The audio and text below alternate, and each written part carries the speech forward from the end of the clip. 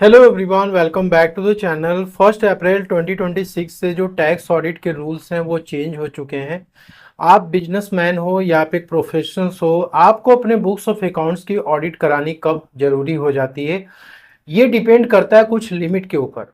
जैसे आपके बिजनेस के या प्रोफेशन की जो सेल्स या ग्रॉस रिसीट्स है वो एक लिमिट को क्रॉस कर जाती है। सेकेंड, यहाँ पे होता है बेसिक एग्जाम्पशन लिमिट, जो कि न्यू टैक्स रेजिम में 4 लाख रुपीज की है, उसके ऊपर क्रॉस कर गई आपकी टोटल इनकम, जिसमें कि आपके बिजनेस और प्रोफेशन की प्रॉफिट भी इंक्लूडेड है। थर्ड होती है प्रॉफिट की लिमिट। तो एक पर्टिकुलर लिमिट सेट की गई है जिसमें कि आप उसके नीचे यदि प्रॉफिट को डिक्लेयर करते हो तो आपको अपने बुक्स ऑफ अकाउंट्स की ऑडिट करानी कंपलसरी है।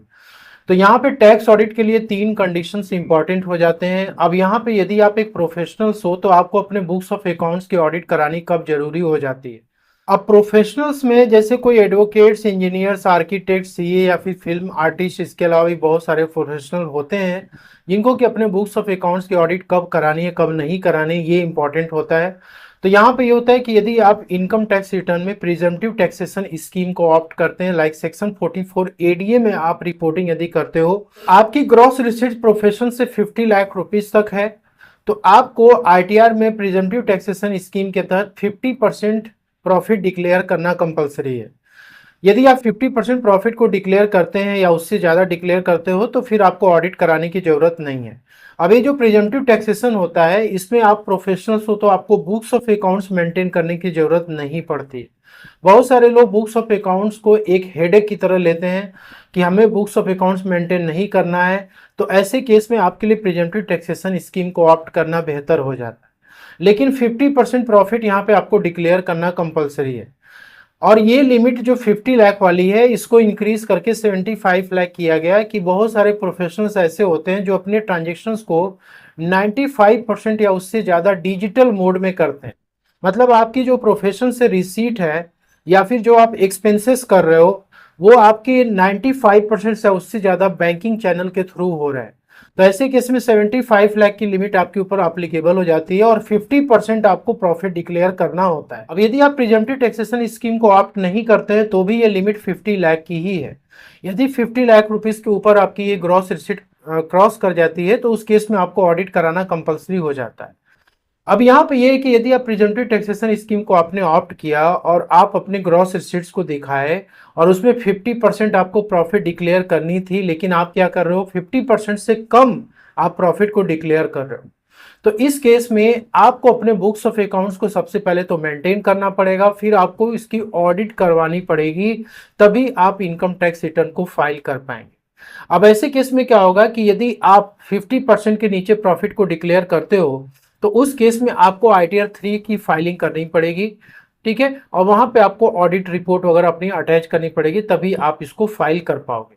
और इसमें सेकेंड कंडीशन ये है कि इवन की आपकी प्रॉफिट 50% के नीचे जा रही है लेकिन आपकी जो टोटल इनकम है उस पर्टिकुलर ईयर में वो 4 लाख रुपीज के ऊपर न्यू टैक्स रेजिम में यदि क्रॉस कर जाती है तो आपको ऑडिट कराना कंपलसरी।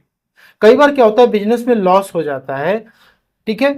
अब क्या है कि आप लॉसेस को आईटीआर में दिखाते हो लेकिन ओवरऑल जो आपकी टोटल इनकम है यदि वो 4 लाख रुपए के ऊपर क्रॉस कर जाती है, इवन कि आपको प्रोफेशन में लॉस हो रखा है, तो भी आपको ऑडिट करवानी पड़े।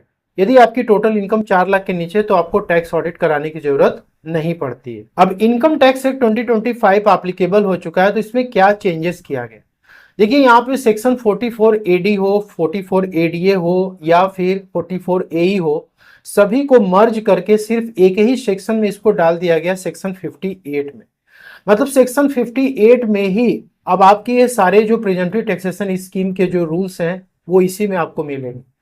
बुक्स ऑफ अकाउंट्स को 62 सेक्शन में डाल दिया गया है और जो ऑडिट आपकी होगी वो सेक्शन 63 में होगी।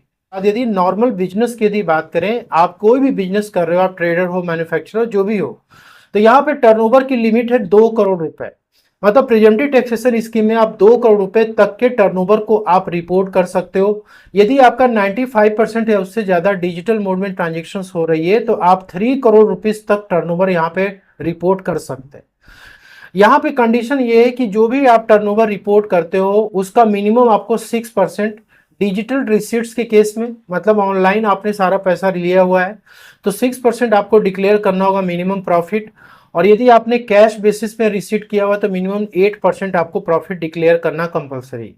यदि आप इस 6% और 8% के नीचे जाते हैं तो आपको उस केस में बुक्स ऑफ अकाउंट मेंटेन करना होगा और आपको टैक्स ऑडिट करानी पड़ेगी।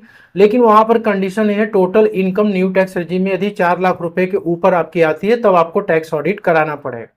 अब यदि आप प्रिजम्पटिव टैक्सेशन स्कीम को ऑप्ट नहीं करते हैं, आपका नॉर्मल टर्नओवर जो है आप रिपोर्ट करना चाहते हो, तो उस केस में 1 करोड़ रुपए के ऊपर, जैसे बहुत सारे लोगों का ज्यादातर हैवी कैश ट्रांजेक्शन होते हैं बैंकिंग चैनल के थ्रू कम करते हैं, तो ऐसे केस में आपके ऊपर जो टैक्स ऑडिट की टर्नओवर होती है 1 करोड़ रुपीज की होती है। 1 करोड़ रुपीज के ऊपर जैसे ही क्रॉस करेगा आपको टैक्स ऑडिट कराना पड़ेगा। लेकिन बहुत सारे बिजनेस ऐसे होते हैं जो कि 100% सारा काम रिसीट एंड पेमेंट उनका डिजिटल मोड में होता है।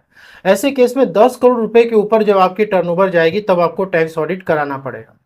अब यहाँ पे देखिए, जो लोग सेक्शन 44 एडी में अपनी आईटीआर को फाइल कर रहे थे, उसमें मिनिमम 6% या 8% प्रॉफिट डिक्लेयर कर रहे थे। अब ऑल ऑफ सडन मान लो कि असेसमेंट ईयर 26-27 की ही बात कर ले, जिसका फाइनेंशियल ईयर 25-26 है, इसमें आपको ये लगता है कि हमारी जो प्रॉफिट बिजनेस की है वो कम हो चुकी है, ठीक है, लॉस हो चुका है आपको, और आप 44 एडी में ना जाकर के आप नॉर्मल बिजनेस में अपनी आईटीआर को आप फाइल करना चाहते हो, तो ऐसे केस में आपके ऊपर पनिशमेंट क्लॉज एप्लीकेबल हो जाता है कि आप यदि किसी पर्टिकुलर ईयर में 44 एडी में आईटीआर भर रहे थे, अब उसके बाद आप करेंट ईयर में मान लो कि 6% 8% के नीचे प्रॉफिट डिक्लेयर कर रहे हो, तो उस केस में आपको सेक्शन 44 एडी में अगले 5 साल तक आप आईटीआर फाइल नहीं कर सकते, आपके ऊपर रोक लगा दिया जाए और आपको हर साल टैक्स ऑडिट कराना कंपलसरी हो जाए। इसलिए सेक्शन 44 एडी को ऑप्ट करने से पहले बहुत ही सोच समझ के आपको डिसीजन लेना होता है। मिनिमम 6% 8% आपको डिक्लेयर करना ही है, इसके ऊपर आप डिक्लेयर करें तो आपके लिए बेहतर है। अब changes in new income tax act में अगेन यहाँ पे सारी चीजें कंसोलिडेट हो चुकी हैं। बुक्स ऑफ अकाउंट्स सेक्शन 63 में आपको ऑडिट कराना कंपलसरी हो जाता है। अब यहाँ पे क्या है कि जो बेसिक एग्जेम्पशन लिमिट है 4 लाख रुपीज की न्यू टैक्स रेजिम में, वो टैक्स ईयर 26-27 में भी एप्लीकेबल है। और ये जो रूल आप अभी देख रहे हैं न्यू इनकम टैक्स एक्ट में जो 2025 है, उसमें सिर्फ सेक्शन को यहाँ पे चेंज किया गया है।